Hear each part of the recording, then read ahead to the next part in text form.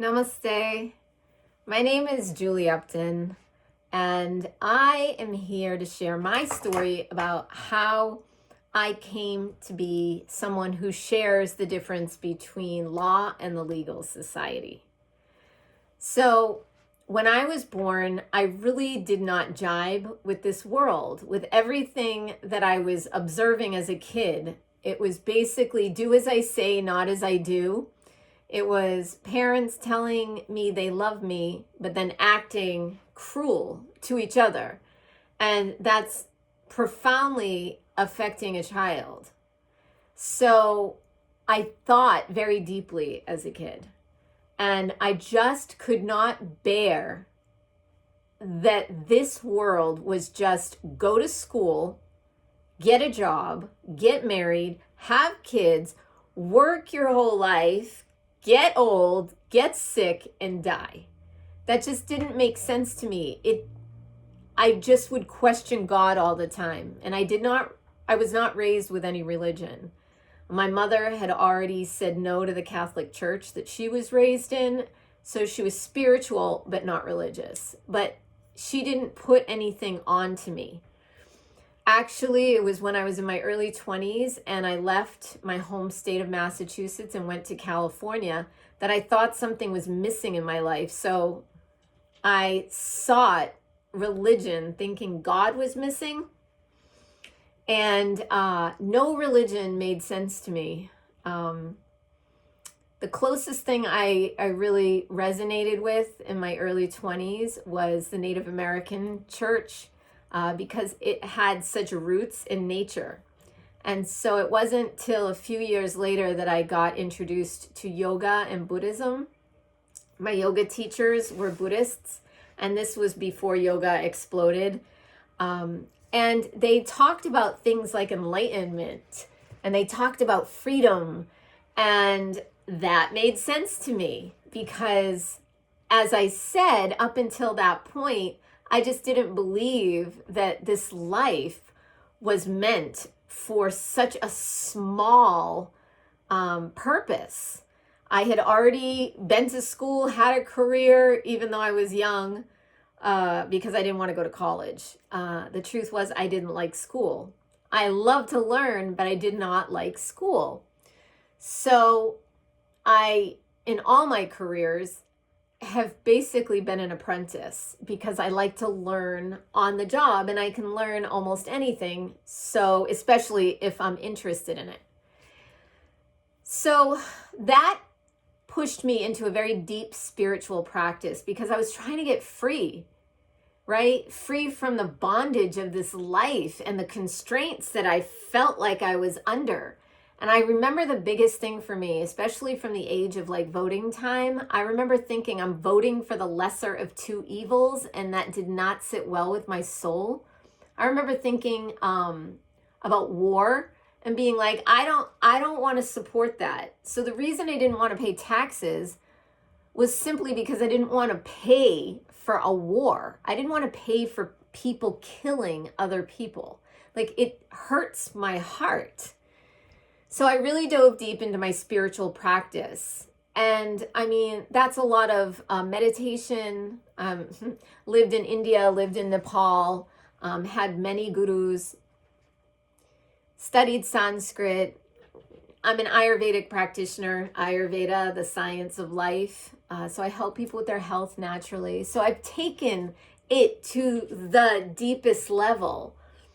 But when COVID-19 hit, and I'm telling you, I knew about the tax fraud. I knew about chemtrails and the government and all of this, living in California in a very free, spirited, deep thinking culture in the nature there. I knew about all that. But it doesn't affect my life when I'm living in nature and I'm not doing life. I'm not watching TV. I'm not supporting any of that. So it wasn't until COVID-19 came around and I remember thinking, oh yeah, I remember they talked about these forced vaccinations that were going to happen. This is back in the early 90s. So I remember I had fear and I remember thinking, I will not get vaccinated, not over my dead body. You'd have to force it into me. But still, I had that angst, I had angst in my body. So I remember one day in one of my meditation groups online, somebody said, hey, if anybody's interested, there's this class that I think is good for people who don't want to be vaccinated, something like that.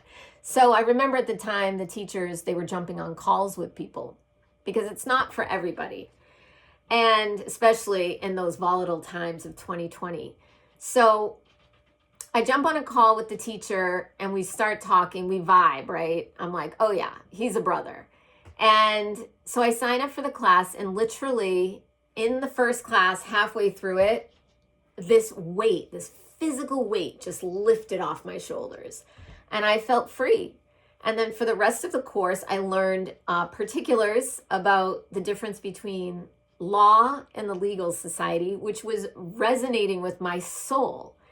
And so I learned how to be free. And it's not on paper. You can choose to do that if you want, but it's not about paper. It's about you. It's about taking responsibility for yourself and not blaming other people. It's about the language that we use. We've been tricked. We've been tricked to use certain words that mean things that we don't know that they mean. So we're binding ourselves into contracts every time we sign. There's a difference between signature and autograph. And there's a difference between calling yourself a citizen and calling yourself a living woman, because of how we do life in the mainstream, basically, because most people are adhering to legal practices. And my teachers say, if you end up in court, you're failing, because if you're interested in this information, because you would never get that far if you were in the know, so to speak, or applying this information to your life. And it's wonderful. And once you start cleaning up all the controversy in your life and you don't mask it or run away from it, then the world starts opening up to you in a way that it didn't before. A lot of people in our common life, they talk about manifestation, but languaging that they're using is like putting on the brakes. It's like putting on the gas and the brake at the same time. Now, intention is a big part of it, because we live in a living world and we're not reacting to the world is reacting to us. So once I comprehended that and I started using language, well, then I could stand in my power and I could speak my rights instead of always feeling like, oh, I'm not doing this because I don't want to. Now I do it because I know who I am. I remember who I am. I reclaim who I am, and I rejoice in who I am.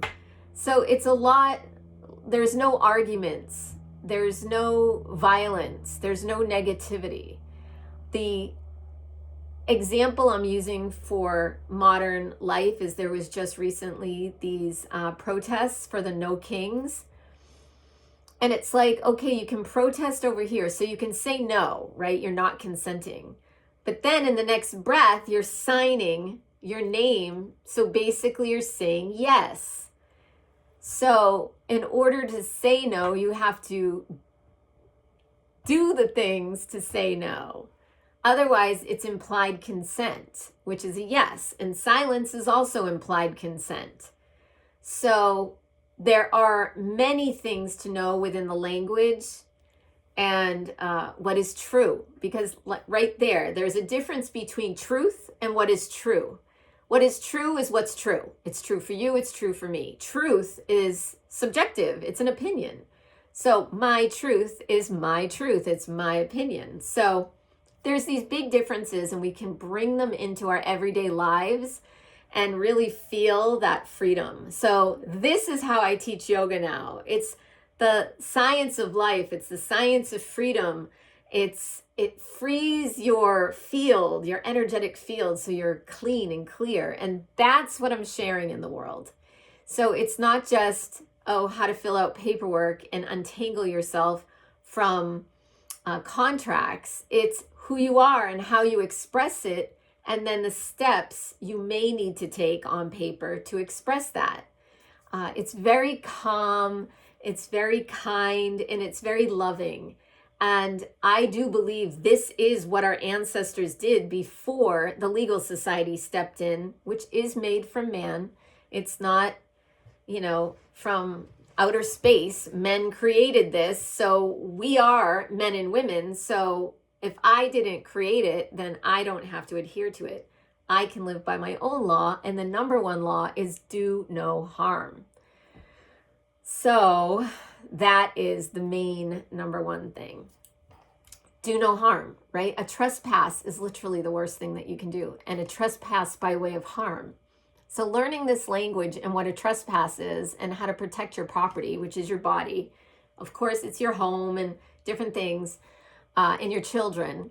But, you need to understand, to comprehend these things, because you are not understanding it, because that's standing under someone else's authority, right? So I'm just here to wake up the consciousness in a deeper way, because even I, in my spiritual life, was on this awakening path, but somehow my soul called me to do this work, and this is where I feel free.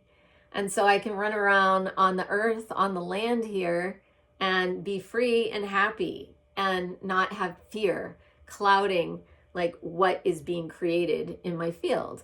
So if you're interested in learning more and going on this journey with me, I'm offering an 8-week program to take you through it, because a lot of it is very deep and personal. And and I'll also take you through steps if you want to untangle, if you want to correct your status, if that's the path that you want to take. But when you take this program, you'll comprehend what you want to do and why you want to do it, and battles that you might want to pick and battles you don't want to pick. It's life. It's like this. It's not like this, right? It's not a straight line. So if this sounds good to you, I really invite you on this journey. I would be honored to be there with you on this journey. This is my passion, and I don't think there's anything more important for me to share with the world, and I'm sharing it the way I'm sharing it. So if this resonates with you, then click the link in the description and book a call. I'm doing everything interconnected right now. Let's stay connected.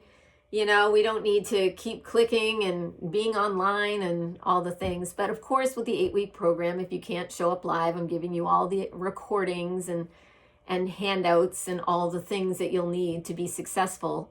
But I can guarantee you, because it happened for me, that this much of the information that I'm going to share, most likely, if you're still watching this video, is going to free you in a way that you couldn't have imagined. So I wish that for you. And I hope to talk to you soon. Namaste.